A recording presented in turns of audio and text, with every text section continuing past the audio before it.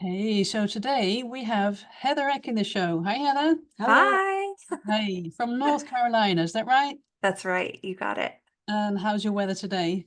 Rainy and chilly. Really? Oh, This sounds like Holland. well, we've got sun today, but we usually have the rain.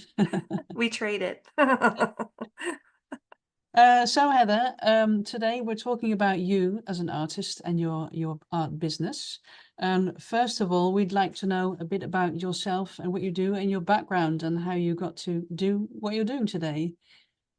Yeah, I was always, I think, a really creative kid. As a little kid, I was always sketching and drawing, and grew up in creative arts. I did musicals in high school. I was played guitar, so art was always sort of pervasive for me. But I went to college and I minored in art at the University of Delaware, but I didn't set out to pursue art full time. I went into human resources for about 20 years, working at a large bank, a large advertising agency, and a video game company. And I did human resources for them for for a long time. But I kind of felt this sense of dread. I was feeling like there was no amount of vacation time or money that they could throw at me that was going to make me feel fulfilled or happy. And I was working with a spiritual teacher at the time, and we were kind of talking about what I was good at and what my gifts were and what I enjoyed as a kid. And that kind of brought me back to art. And it was like a light bulb went off, and I went to the art supply store and bought some paints and canvases and started painting again. And that was, I think, 2016. And then kind of dove back into this creative space where I was making art and got back into music and got back into writing and felt so much better. And then decided to leave my corporate job just before the pandemic happened in at the end of 2019. And so while the world was kind of shutting down, I was finding myself out of work, trying to figure out how to be a business owner and an artist, and just kind of did a cliff dive off of that time and have been painting ever since. So I'm an intuitive artist. I paint something called spirit portraits and large abstract pieces, and I work with the healing energy of color to help people find balance and support and overall health and well-being. Wow. What a story. Oh, yeah. And what timing to be jumping off a cliff like that with the pandemic. I know. Yeah, Yeah, that was a hard time for everyone, wasn't it? it was. Yeah, Yeah. definitely. Yeah. Yeah. And so what do you do when you do a spirit painting? How does that work? hmm So I will often, so I have something called synesthesia too. A lot of artists have this, musicians have it. It's basically where your senses get crossed. And when I listen to music or eat something or smell something, in my mind it appears as shapes or forms or colors. And that is something that I work with all the time. It's kind of like having a little movie screen running in my mind with choreography about things that are going on. And when I meet people or experience people, I see them as color, and I see auras around them too. And Really? so, yeah. Oh, Get away. what do we have? I was just I saying, know. It's so funny because I can see them better when you're in front of a white wall, but I can kind of take a little peek and see what. Yes, I love that. Yeah. How's that? That's great. Okay, so you have a little bit of blue over here, and you've got a little bit of orangey pink off to the side here too. Am I blue? You're blue. Yeah. Oh, blue. Blue is about the throat chakra. Yeah. That's all about speaking up, speaking out, and having an authentic voice. oh, And so that orangey pink is all about creativity, sensuality, and about love too. Oh, there you So, go. Orange pink, you say? hmm That is weird because we've just designed a whole new series of thumbnails for our podcast and our webpage in orange and pink. yeah. No way. Yes. Yes. Oh, that's awesome. That's awesome. So then you're using that color to express creativity and emotion and to cultivate relationships. And you're also expressing this strong sense of of love and acceptance and compassion. So Okay. those are good colors to use. So that was Jocelyn. No, that's you. Oh, that was me. That's you. That was you. Yeah. Right. Okay. I had the authentic voice, the blue color. Hmm. Oh wow, that is Yeah. amazing. So when you do this with people, you read their spirit colors and then you create a portrait? I do. Yep. There's an example of one behind me, and I've got one on my desk here I can show you since it's a visual. This is for somebody I just recently did. It's a little blurry because of my background, but you can kind Oh of yeah, see. greens and gold. And golds, yeah. So Oh, this was nice. all about this person's heart chakra, and them trying to amplify their love for self, forgiveness, compassion, acceptance, and unconditional love.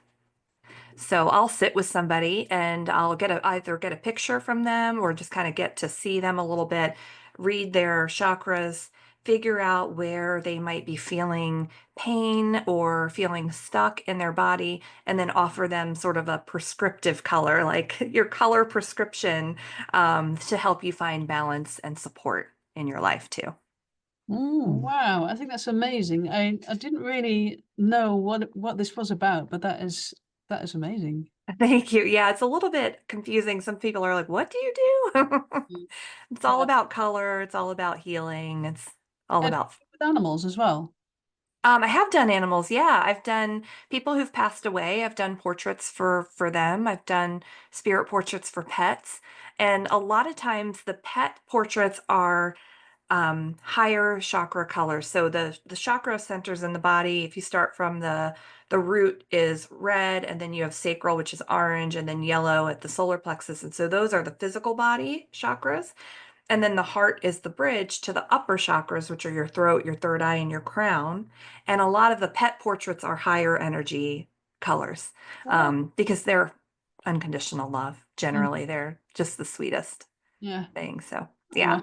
so you have turned your talent and your passion into a business, and you're very creative. But how do you balance the creative gifts that you have with the more business side of your business?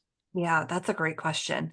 I think the thing that serves me well is that I spent 20 plus years in a corporate environment before I started my own business. And I think that gave me the tools to understand logistically and administratively how to run a business, which has been super duper helpful. There are times where I feel like it's easier to focus on the administrative side of things than it is to focus on the art side of things because that requires creativity and time and effort. But I've just come back from 2 weeks in France. I did a residency there, and I just got to paint all day. And that was such a, I think, creatively opening experience because it like reminded me why I love to paint so much. And so since I've gotten back, I've tried to stay focused in that creative space because that's where I feel the best versus the administrative side of things where it's easier, but it doesn't always leave me feeling the greatest, if that makes sense. it's quite difficult, I think, to combine the two. Hmm. Yeah. Yeah. We know when I worked in corporate, I worked at a video game company, and the artists were amazing people, but they were the worst at doing their paperwork and their new hire paperwork and everything. They just did not want to do it. And so I think it's an interesting skill to have both the creative and the administrative in one. Yeah. Um, but it doesn't come easy to a lot of people, so I totally get that. Mm. And do you assign certain days for being creative and then certain days for your administrative, the other side of the business? It's funny that you asked that because I really just had an epiphany about that this week where I thought, I think I need to block Mondays and Fridays and make those making days and not have any meetings or anything going on to take away from that time.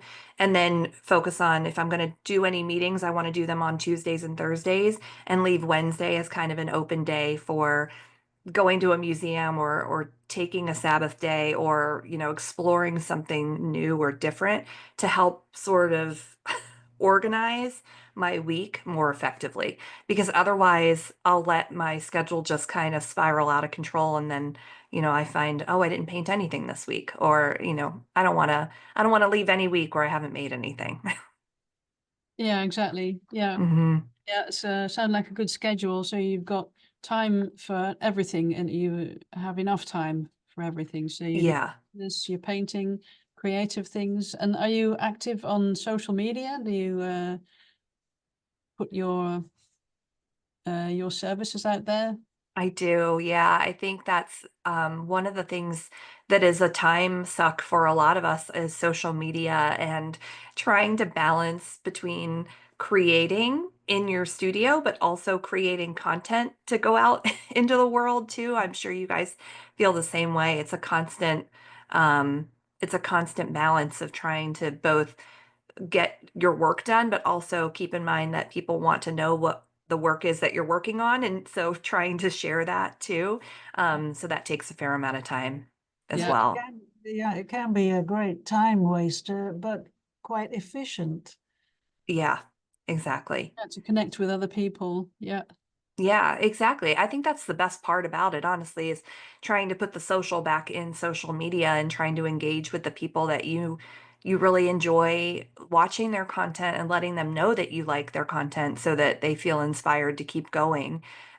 Because it's hard. It's tough out there sometimes when you're trying to come up with Absolutely. content and things. Mm. And as we're on that topic of social media, what are your social media handles? Where can we find you? I'm on Instagram the most, and I'm there as Heather Eck Artist. And it's the same handle on Facebook and TikTok too. But TikTok, I deleted the app. Well, I deleted the app and I can't get it back. So at some point, I'll be back on TikTok again. But for right now, I can't figure out how to get back on there. Okay, and your website, where can people find you on the internet? Yep, I'm at heathereck.com and heathereckstudios.com. Okay. And if somebody is listening or watching this podcast and they want to have one of these spiritual readings, how would they go about that? How would they contact you? Yeah, absolutely. You can reach out to me at heathereck.com. There's a little link for spirit portraits there. And if you go to heathereck.com/thank you, there's a special discount code for your listeners too, where they can get a spirit portrait with, I think it's 25% off too. Oh, very nice. Oh, that's wonderful.